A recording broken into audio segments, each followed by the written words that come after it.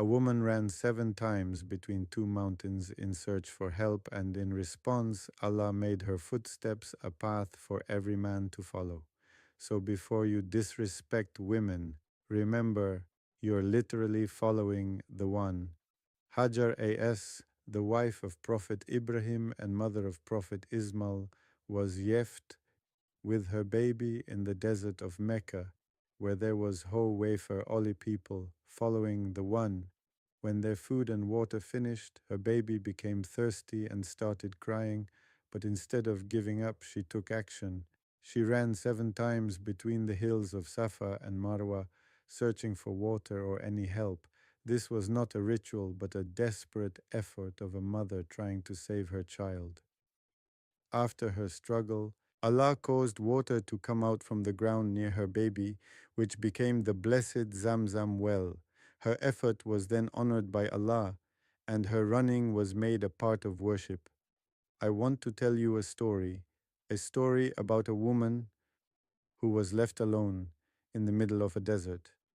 No water, no food, no people, no shelter, just her infant son, and the burning sand of what would one day become the holiest city on earth.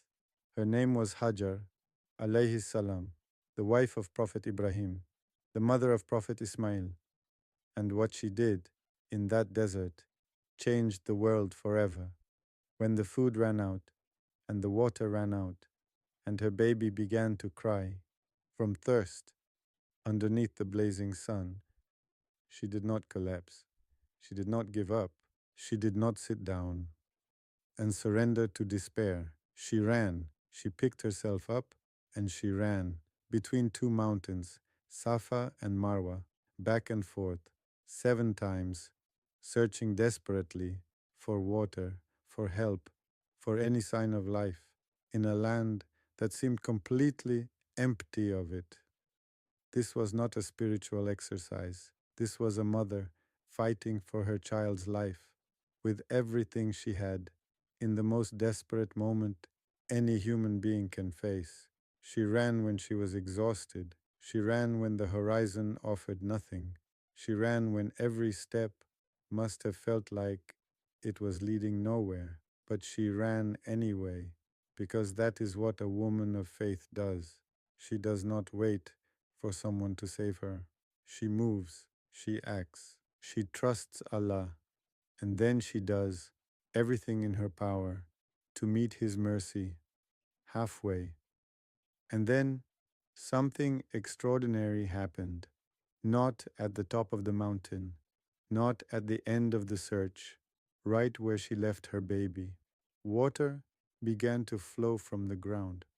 The blessed Zamzam well, a miracle, born from the tears of a mother, the desperate steps of a woman, and the infinite mercy of Allah.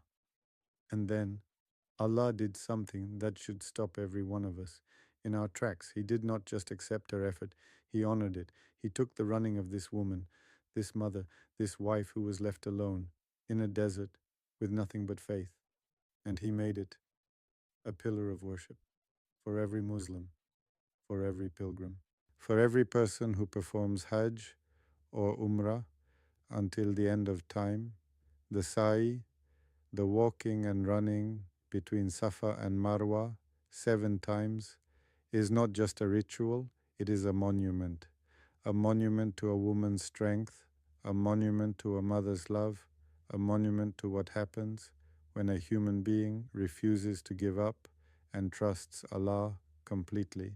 Every single person who has ever performed Hajj, every king, every scholar, every prophet, every person of power and status who has walked between those two mountains was following in the footsteps of a woman let that land.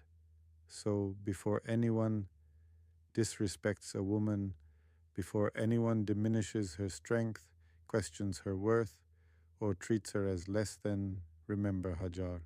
Remember that a woman's footsteps were so sacred, so honored, so beloved by Allah that He made them a path for all of humanity to follow, not a man's footsteps, hers, because Allah sees the strength that the world tries to overlook. He sees the mother who carries everything and asks for nothing. He sees the woman who runs when she has every reason to stop. He sees the faith, the courage, the relentless love that lives in the heart of a woman who refuses to give up, and he honors it in ways that echo through eternity. So the next time life puts you in a desert, the next time you find yourself surrounded by nothing, with everything against you, and no help in sight, remember Hajar. Remember that Allah's miracle was waiting, not at the beginning, not before the struggle, but after 7 runs, after the effort, after the tears, after the exhaustion of someone who kept going when stopping was easier. So keep going, run your 7, trust that what Allah has for you is waiting on the other side of your persistence, and know that a woman showed us all how it is done. May Allah have mercy on Hajar and grant us the faith she carried in that desert. Ameen.